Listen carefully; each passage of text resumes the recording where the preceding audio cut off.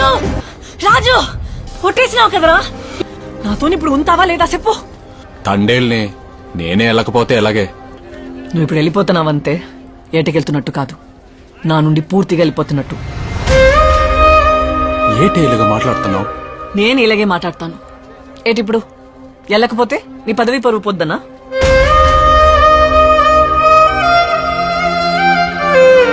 నాకివన్నీ అనవసరం. నేనా తండేలా?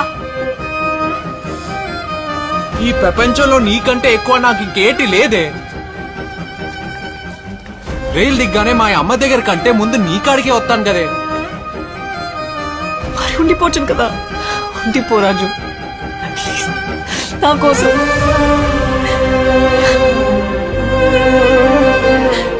రాజు నా మీద ఒట్టు, ఆఖరిసారి అడుగుతాను, ఉండిపోతావా వెళ్ళిపోతావా?